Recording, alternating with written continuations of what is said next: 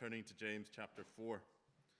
Now, we were looking at the start of this chapter last week, and there's sort of been a developing theme or a trend of worldliness and pride, and the idea of self-centeredness and independence from God. The start of the chapter looked at putting ourselves at the center instead of God, and this evening we'll see two different forms or examples of pride, if you like. The first being in the form of planning without God, and the second being in the form of possessions without God or independent of God, and the difficulties and the problems that lead us into. So, if we turn to James, and we're looking at chapter 4. I should have took my own advice, shouldn't I?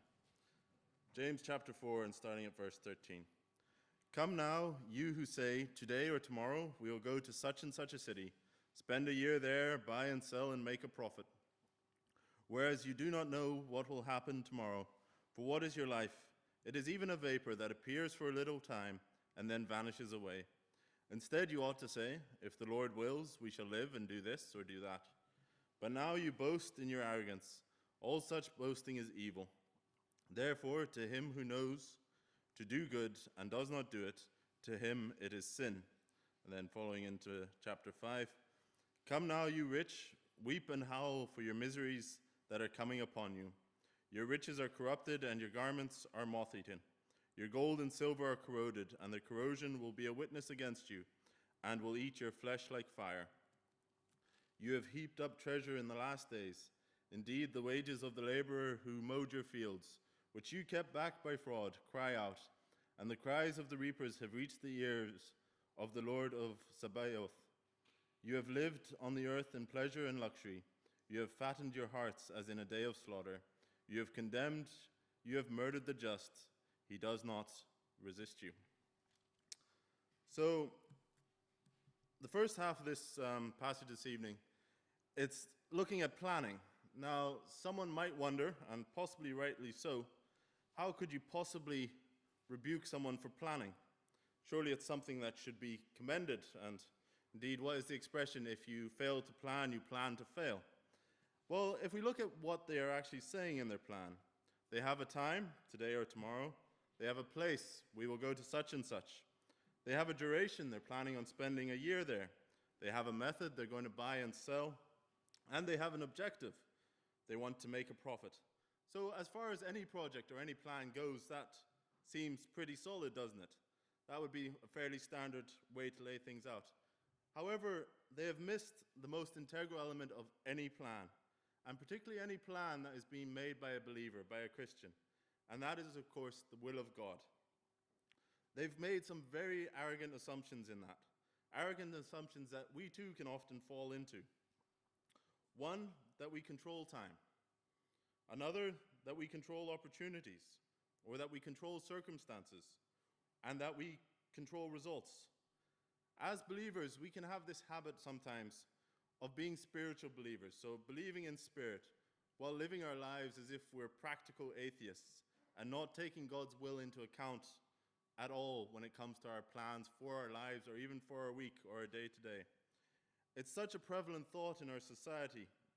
You regularly would hear terms like be the master of your own destiny or charting your own course in life so often. And sometimes, I don't know about you, but experience tends to bring you back down to earth with a jolt.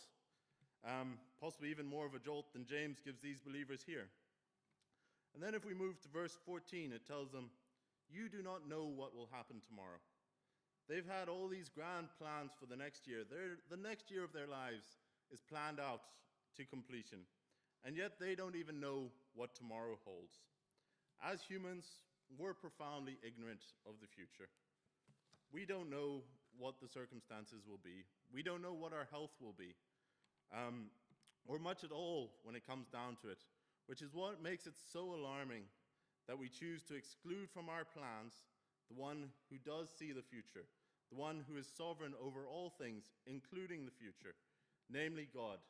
Instead of excluding him in the knowledge and our lack of knowledge of the future compared to God's omniscience, it should make us want to include him in our plans and should instill in us a humble faith and trust and reliance on him. And the next verse produces this question somewhat out of quite a profound question. For what is your life? What a profound question that is. And to be fair, it's one that has stumped many a scholar and a scientist, and one which many words have been written on. In fact, Schrödinger of the Schrödinger cat variety, apparently he wrote a 100-page book on the subject with the title, What is Life? And while that book was pretty influential to some, including Watson and Crick, who came up with some of the theory around DNA, depending who you talk to, it instilled in them an interest in genetics. It still didn't really do the question justice. In fact, to be fair, I dare say Scott in his 15 minutes this morning did a better stab at it. But what is beyond doubt, and what the vast majority of people can agree with, is that life is very brief when it comes down to it. Now, growing up, we lived pretty close to a pretty big river. And although I'll readily admit it was very rare that I was awake early enough to see this, but at times the river could be completely covered in a mist. And sometimes that mist, it can be so thick and so significant that you might not even know there's a river there. You might not even see the river beneath it. But nonetheless, give that mist a few short hours under the sun, and it's gone, as if it was never there. And as much as we hate to admit it, no matter how impactful our lives on earth are, no matter how long they are, no matter what grand scheme of things we do, no matter what, they're very brief. Our lives are incredibly brief. They're temporary, and they're exceptionally fragile. Now that realization, to be fair, would be terrifying, and I'm sure for some it is.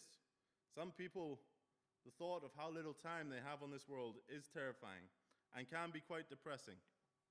And if we didn't know the God of eternity, that would probably be fair enough. But the fact of the matter is we do know the God of eternity. And as such, our focus is on eternity rather than on today alone, which is a great comfort and indeed should be a driving force for our entire life. The frailty of life, it comes up very often throughout the course of the Bible. If we turn to Psalm chapter 90, Psalm chapter 90, and starting at verse 9. So, Psalm 90 and starting at verse 9. For all our days have passed away in your wrath. We finish our years like a sigh. The days of our lives are 70 years, and if by reason of strength they are 80 years. Yet their boast is only labor and sorrow, for it is soon cut off, and we fly away. We know the power of your anger, for as the fear of you, so is your wrath. So teach us to number our days, that we may gain a heart of wisdom. Part of realizing our days on earth are pretty short, are pretty brief, should hopefully encourage us to make the most of those brief days. And not make the most of them for this earth, but make the most of them in light of eternity, looking forward. To use those days to the profit of God's eternal kingdom. And it is only in what is done for him that we will ultimately take beyond this life. It is only what is done for him that will last. Or if we flip over to Isaiah 40, and starting at verse 6. Isaiah 40 and verse 6. The voice said, cry out. And he said, what shall I cry? All flesh is grass, and all its loveliness is like the flower of the field. The grass withers and the flower fades, because the breath of the Lord blows upon it. Surely the people are grass. The grass withers and the flower fades, but the word of our God stands forever. The contrast of our frailty and our fragility there to the eternal nature of our God. What a comfort that is. And in light of this, in light of the knowledge that we are pilgrims passing through, and passing through rapidly, and in many cases unpredictably, we come to verse 15. Instead you should say, if the Lord wills, we shall live and do this or do that. If the Lord wills. So often we boil this down to a subscript at the bottom of a message, DV. I looked it up because I didn't actually know what it stood for. It stands for Dio Volente. And interestingly, when I was looking it up, I was informed it's sort of a historical Christians would write it often at the end of their messages. And to be fair, it's something I tend to associate with older generations. In fact, the last time I saw it, it was from someone who I know rightly couldn't care less what God's will was. So sometimes I think we miss the point of it. But that's really besides the point, because whether we write it or not, it's more so it's an attitude or approach that all believers are being told to have towards their plans. In saying, Lord willing, we are acknowledging that God is directing our lives, and his will may alter my plans, but that is perfectly okay, because his will is better than ours. It is a joy and a privilege to be able to submit ourselves and all of our plans to the will of God. And as such, our confidence isn't in our meticulous planning, because if it was in my meticulous planning, I would miss several flights, but rather in the knowledge that we are living in the will of the Lord. That little phrase, Dio volente, it acknowledges so many things, not least of which is God's sovereignty, his authority, and his providence for our lives. And so we see that instead of James simply rebuking believers for planning, he's rather urging them to plan, but to plan correctly, to plan in full subjection to God's overruling purposes. But just in case there's any doubt of the danger or the seriousness of not doing this, we come to verse 16. But now you boast in your arrogance. All such boasting is evil. It's exceptionally arrogant to plan our lives without leaving them in the will of the Lord. And to do so in the setting of life being so precarious and uncertain, it's in fact evil we read here. The merchants at the start of our passage this evening, they're supremely self-confident, and they're relying on their own ability, and they're completely ignoring their dependence and in fact their weakness on their own. If we look back earlier in the chapter, we see abundantly clearly that what the Lord thinks of such arrogance. In verse 6 of this chapter we read, therefore he says, God resists the proud, but gives grace to the humble. Again, it shows how the world so often has the wrong end of the stick, doesn't it? Because self-confidence, it's something that the world greatly admires and looks up to, but it's a very dangerous attitude for a believer to have. So whenever it comes to our plans, we should endeavor to be honest with ourselves. Are those plans truly subject to God's will? Have we invited him to be a part of them? Are we willing to change those plans if it's what he wants us to do? Are we truly being obedient to him?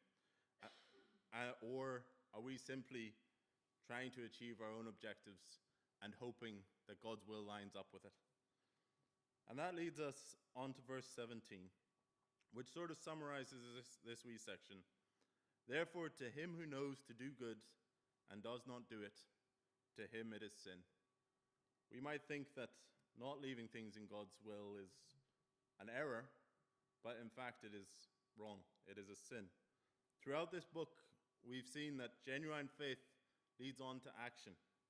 And here we see that these believers, they knew rightly what they should do. However, they didn't do it. And as such, it was called sin, and it was sin. And it raises a very important point that we also tend to neglect at times. We know many things that we can do that are sinful. We know things that we shouldn't do because they are sinful and wrong. But we often do neglect the sin of omission when we know what we should be doing and choose not to do it. When we know what God would will for us and choose not to do it. And that is sin. With greater knowledge of God's word and greater knowledge of God's will, there comes a greater responsibility upon us. And to not obey the truth that we have had revealed to us or that we have received, that is guilt.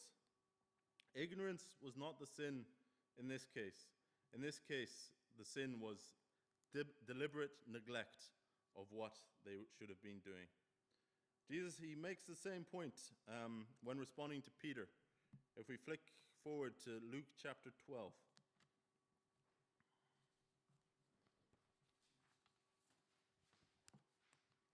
Luke chapter 12, and we'll start reading at verse 42.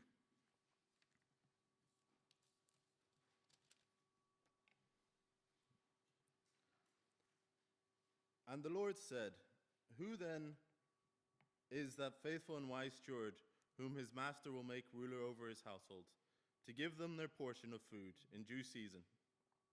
Blessed is that servant whom his master will find so doing when he comes. Truly I say to you that he will make him ruler over all that he has. But if that servant says in his heart, My master is delaying his coming, and brings to beat the male and female servants, and to eat and drink and be drunk, the master of that servant will come on a day when he is not looking for him, and at an hour when he is not aware, and will cut him in two and appoint him his portion with the unbelievers. And that servant who knows his master's will, and did not prepare himself or do according to his will, shall be beaten with many stripes. But he who did not know, yet committed things deserving of stripes, shall be beaten with few. For everyone to whom much is given, from him much will be required, and to whom much has been committed, of him they will ask the more. For everyone to whom much is given, from him much will be required, and to whom much has been committed, of him they will ask the more. There is a responsibility to act on the truth that is revealed to us. And in this passage, these believers failed to act on that truth. And that truth is that our plans should be made in the will of God. Now, if we turn back to the second half of our passage this evening, and we'll read through it just to remind ourselves. Starting at chapter 5, verse 1. Come now, you rich, weep and howl for your miseries that are coming upon you. Your riches are corrupted and your garments are moth-eaten. Your gold and silver are corroded, and their corrosion will be a witness against you, and will eat your flesh like fire. You have heaped up treasure in the last days. Indeed, the wages of the laborers who mowed your fields, which you kept back by fraud, cry out, and the cries of the reapers have reached the ears of the Lord of Sabaoth. You have lived on the earth in pleasure and luxury. You have fattened your hearts as in a day of slaughter. You have condemned, you have murdered the just. He does not resist you. So, up until now, we've been reading of the importance of depending on the Lord completely. And now we come to another group of people. And they feel that they have little need for dependence on God. The general consensus is that these verses are not directed at believers in this case. It doesn't refer to rich believers, but it is rather a warning to rich people who do not know God. Now, just to be very clear, being rich isn't necessarily the problem. There are many people in the Bible who are very godly rich men. And I'm sure many of us know one or two rich people who we greatly respect as men of God. But rather, this is a warning to those who have placed greater value on that wealth than on the Lord. It's hard to read this passage and not to think back to Matthew, the words of Jesus when he's talking to the rich young man. And sure, we'll read that as well. If we turn to Matthew chapter 19. And starting off at verse 23. Then Jesus said to his disciples, Assuredly I say to you that it is hard for a rich man to enter the kingdom of heaven. And again I say to you, it is easier for a camel to go through the eye of a needle than for a rich man to enter the kingdom of God. And while the wealth itself may not be the issue, it does pose a significant challenge. And the love of said money leads to a world of trouble, as we read in 1 Timothy 6, verse 10, where we read, For the love of money is a root of all kinds of evil, for which some have strayed from the faith in their greediness, and pierced themselves through with many sorrows. Material wealth and prosperity, it can often hide a great spiritual poverty.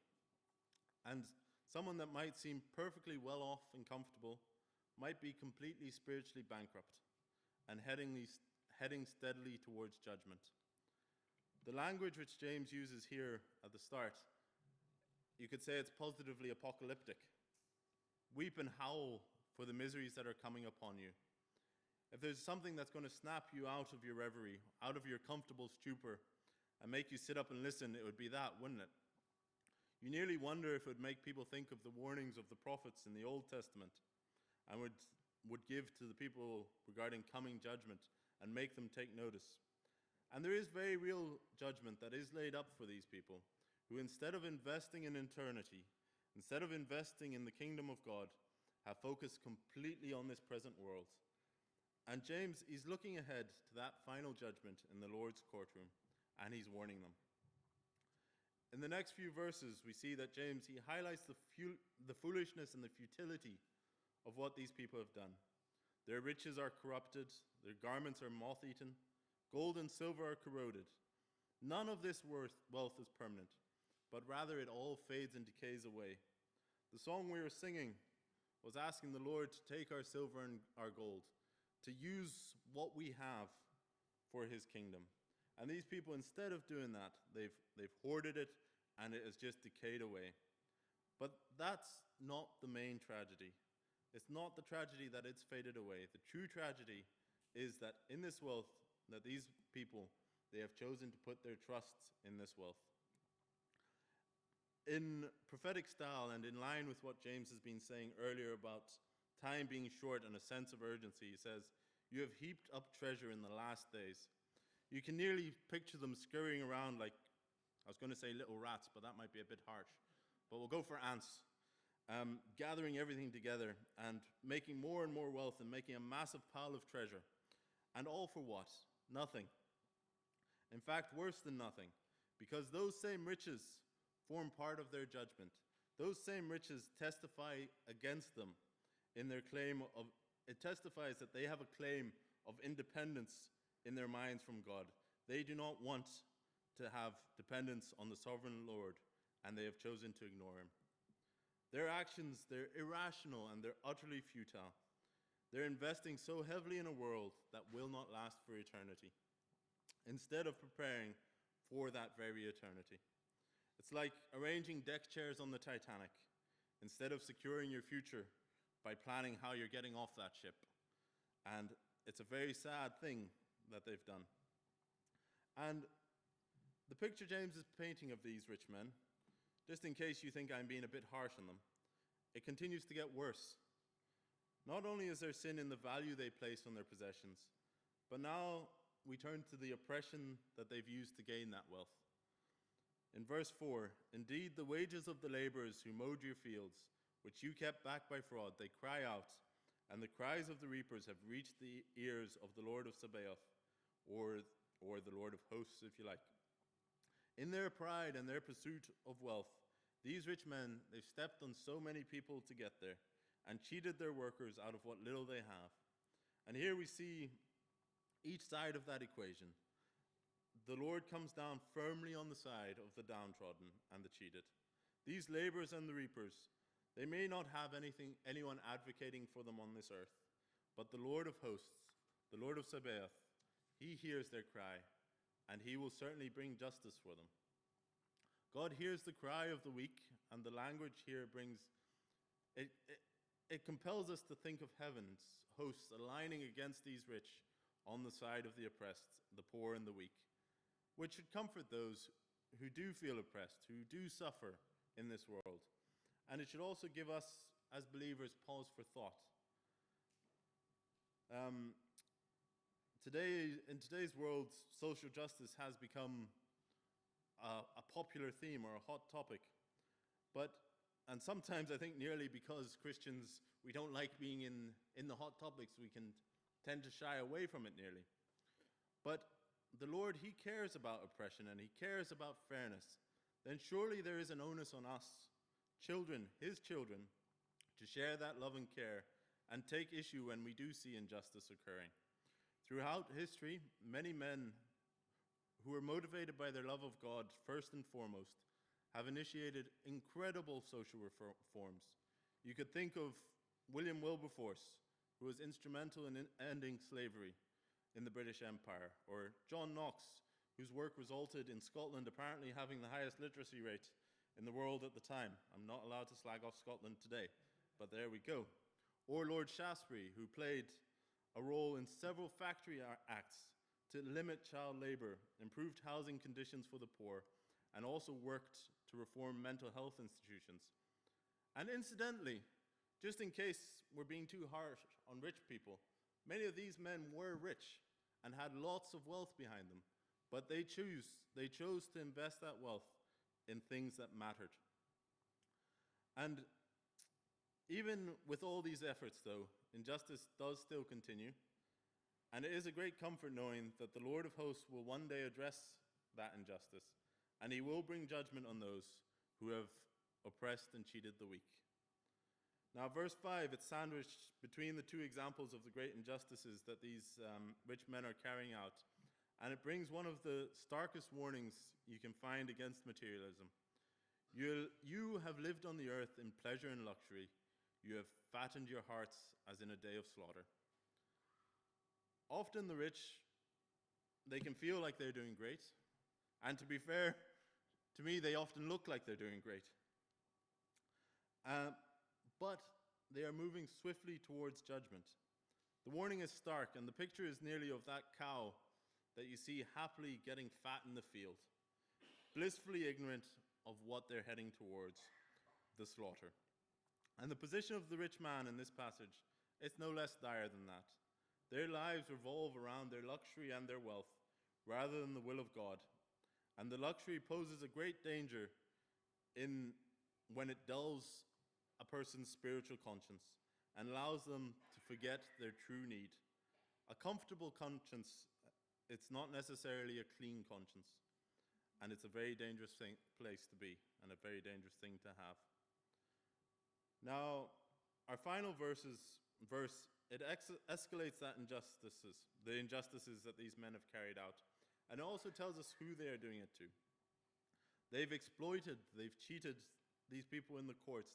They've ruined their lives, possibly even to the very point of taking their lives. And who are the people they're doing them to? The just, the Lord's people, the believers in the Lord, who do nothing in retaliation. They don't fight back or seek revenge. The rich rely solely on their own power and take this lack of response from the just as a weakness, something to be exploited.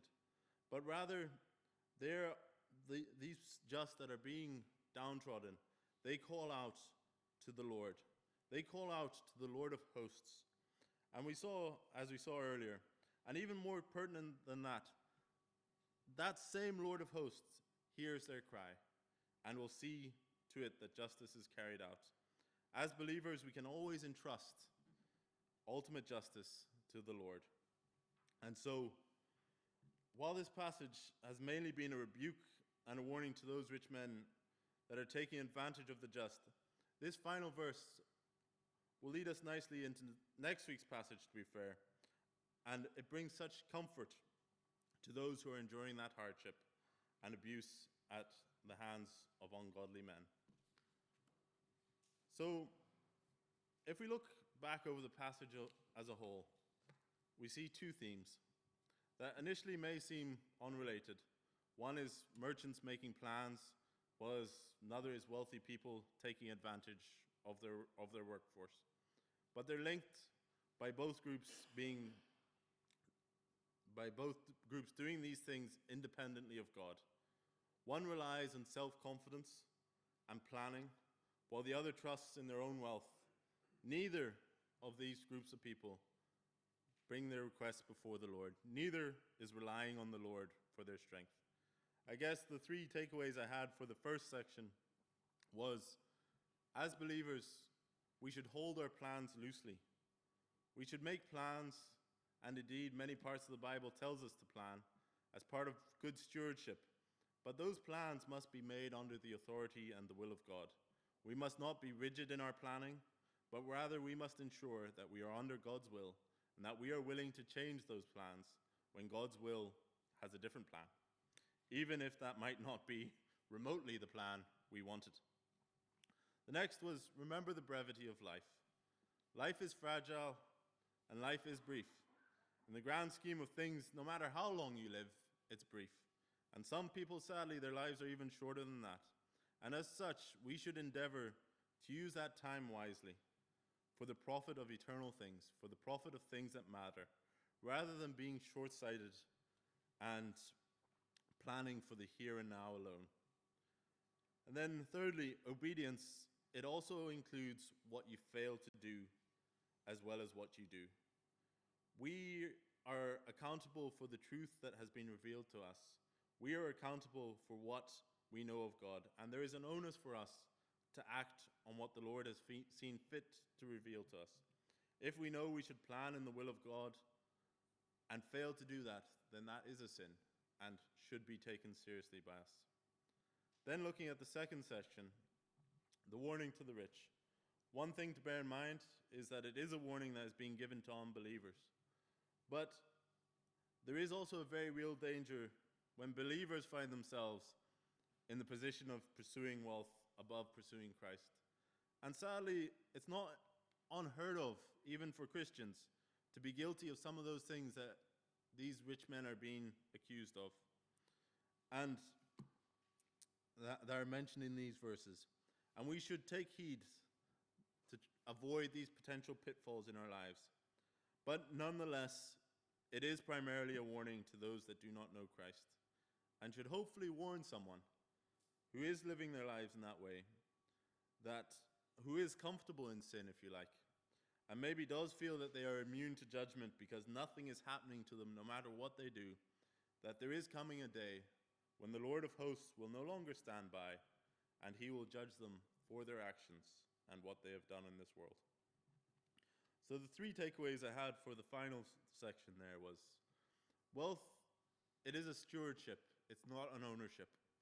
Everything is given to us by God, and there's a responsibility there for us to use that wealth for his benefit, rather than pursuing wealth to the exclusion of all else and for our benefit alone. And that applies to your wealth, that applies to your intellect, that applies to what the Lord has given you. You have a responsibility to use that for him. Then material success, it can hide spiritual danger. This brings back to the idea of a comfortable conscience is not necessarily always a clear conscience. And very often those that have great wealth, rather than being a sign of God's approval, it masks the very real danger that they are in, much like that cow that's fattening himself up blissfully, unaware of his impending doom. Then thirdly, and then that verse that serves as a warning for the oppressors and as a great comfort for the just that are being oppressed. Their cries have reached the ears of the Lord of Sabaoth, the Lord of hosts, the sovereign of all the universe, the head of heaven's armies, has heard their cries, and he will respond. And so believers can rest in the knowledge that they do not need to seek vengeance, but rather the Lord will ensure that ultimately justice is going to be carried out. And finally, I guess, overarching thought that runs through the whole chapter is the difference between the world's mindset and the mindsets of Christians. The world lives by the mantra, I am the master of my own destiny. While believers, we live by a completely different mantra, and a mantra that we should be delighted and feel privileged to be in a position. My life belongs to Christ. And so their actions and their plans are done, well, our actions and our plans are done in light of eternity and in view of his will.